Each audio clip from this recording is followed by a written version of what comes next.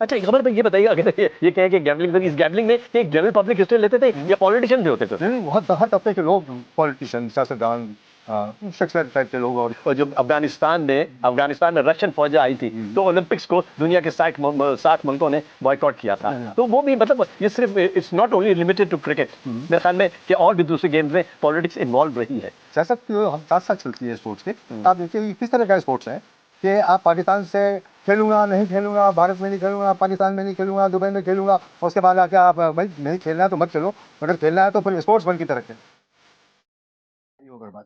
कमर भाई, आपने मतलब ये स्क्वॉश या हॉकी की बात की, मतलब आप ये समझते हैं कि पॉलिटिक्स की नजर है भाई है? तो सियासत, आपने पहला ही सवाल मुझसे ये किया कि सियासत का अमल दखल कितना है, तो ये सियासत के अमल दखल की वजह से ये स्पोर्ट्स का सत्यानाश हुआ है। अच्छा, इसमें मीडिया का रोल, जो मीडिया का रोल है कि जनाब बाबर आजम को किंग का खिताब दे दिया, हाँ, मतलब ये भी एक स्ट्रैटेजी के तहत लोग करते हैं, जर्नलिस्ट। मेरा अपना ख्याल है कि प्लेयर्स जो है मतलब इस काबिल नहीं होते, लेकिन उनको एक मैनिपुलेशन के अंदाज से, ताकि असर अंदाज हो सके और उनको एक पॉलिटिकल एक ग्रुप बना के उनको टीम में शामिल करना या बाहर निकालने के लिए किया जाते हैं।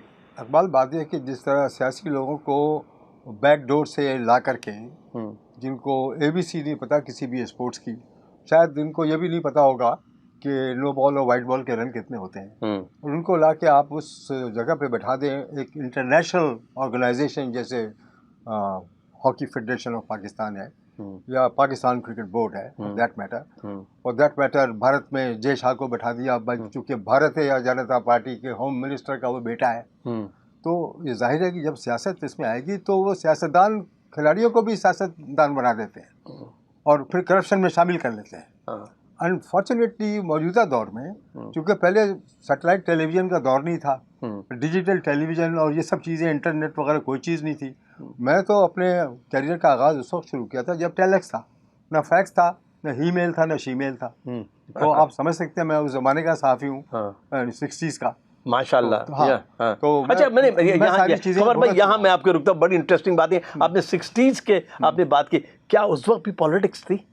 और मैंने आपका क्या लोग, लेकिन लोग सर ये कहते हैं कि बहुत सारे लोग ऐसे थे, कारदार साहब के मुतालिक भी ये कहा जाता है कि वो भी एक मतलब कामयाब कप्तान तो थे, लेकिन सुना है कि उन्होंने भी मतलब एक किस्म से सियासत की, किसी को रखा किसी को नहीं रखा। लेकिन उसकी एक मिसाल आप भी हैं।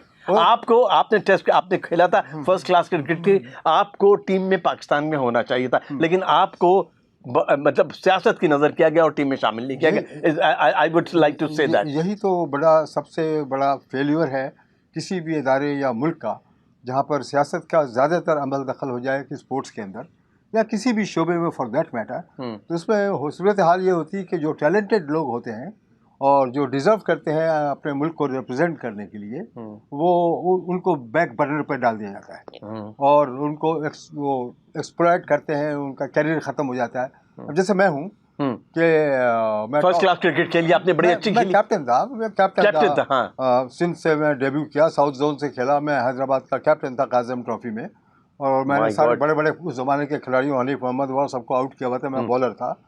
लेकिन मैं इतना दिल बर्दाश्त हुआ, तमाम उस ज़माने में सिर्फ कराची लाहौर के लोगों को क्रिकेट खिलाई जाती थी, बाकी आप कुछ भी कर लें आपको नज़रअंदाज कर दिया जाता था।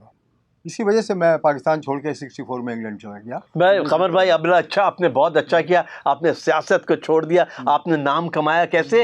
अल्लाह ताला ने आपको इतना मुकाम दिया कि आप इस वक्त दुनिया क्रिकेट में और जर्नलिज्म के हवाले से अगर बात करें, I am talking about cricket journalism, तो आपका कोई सानी नहीं है। अल्लाह आपको बहुत बहुत दे। अब मुझे थोड़ा सा मैं ये मालूम करना चाहता हूँ, ये जो प्लेयर्स की एक एसोसिएशन बन जाती है, ये मेरे ख्याल में ये जो एसोसिएशन बनती है कि जनाब फलां को इस इश्तिहार में लेके आओ, फलां को इस इश्तिहार में लेके आओ, that's also a kind of really मतलब एक पॉलिटिक्स ही रहती है। ठीक है, असेंबली के अंदर नहीं कर रहे होते, लेकिन असेंबली के बाहर होटल की लॉबीज में ये हो रहा होता है। देखिए, एक ज़माने में प्रोफेशनल क्रिकेट एसोसिएशन नहीं हुआ करती थी, हर चीज़ पे पावर थी ICC की, इंटरनेशनल क्रिकेट कॉन्फ्रेंस एक ज़माने में कहलाया करती थी, उसके बाद उसका नाम पड़ गया इंटरनेशनल क्रिकेट काउंसिल।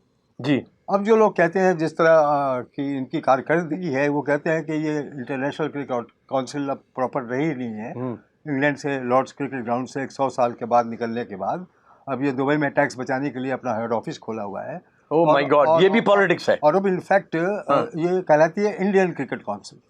ज़्यादातर पैसा उनका है। आपने मेरी बात की ना, तो मेरी सक्सेस ये है इकबाल भाई कि मैं 50-55 साल मैं 33 साल BBC के मैंने रिपोर्टिंग की, और टाइम्स, गार्डियन अखबार, रॉयटर्स से, आप दुनिया के किसी मीडिया का नाम लें उसका मैंने काम किया। इसलिए है कि मैं 50 साल में कभी किसी का एम्प्लॉय नहीं हुआ मीडिया के फील्ड में। शायद इसीलिए आप इतने बड़े कामयाब वो हैं। इसलिए कि वो मेरी एक तो बैकग्राउंड क्रिकेट का खिलाड़ी, दूसरे मैं सहाफ़त पढ़ा हुआ विलायत में, फिर मैं BBC का टैग मेरे सर के ऊपर।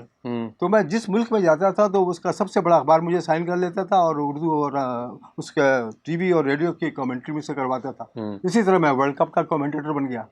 तो ये बात यह कि जब आप किसी दूसरे मुल्क में जाके अचीवमेंट करते हैं तो वो एक अचीवमेंट है।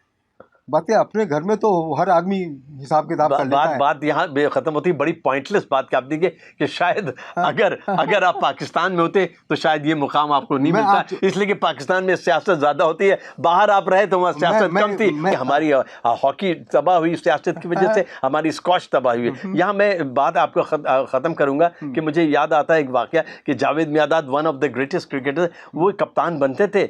फिर एक साहब बाहर जब आ जाते थे खेलने के लिए इंग्लैंड से तो उनको कप्तानी से हटा दिया जाता था।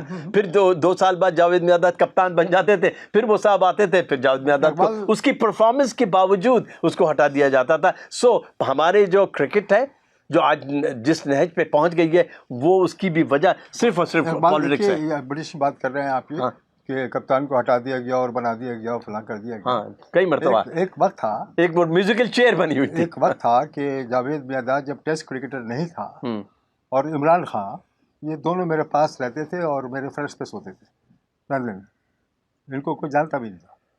एक साहब आपके फ्रिज से दूध की बोतल निकाल के पीते थे, वो जिनका भी नाम लिया मैंने। उनके दूध की बोतल निकाल के पूछते थे, और कभी खुद लेके नहीं आते थे, कभी भी खाने पीने की। ज़हीर अब्बास लेके आते थे, मियांदाद भी लेके आता था।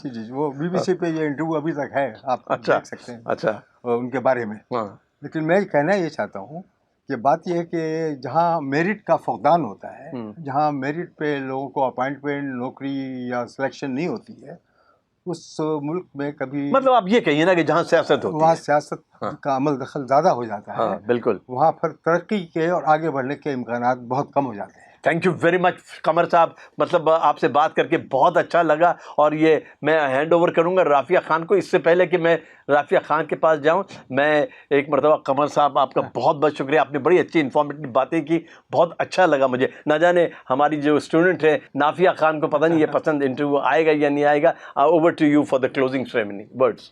जी, तो आज के इस डिस्कशन से इतना तो क्लियर हो गया कि स्पोर्ट्स जो है वो सिर्फ एंटरटेनमेंट नहीं है, ये एक इमोशंस भी है, ये एक नेशनल आइडेंटिटी भी है, इसमें पॉलिटिक्स भी है, और इसमें मीडिया का इन्फ्लुएंस भी बहुत स्ट्रॉन्ग है।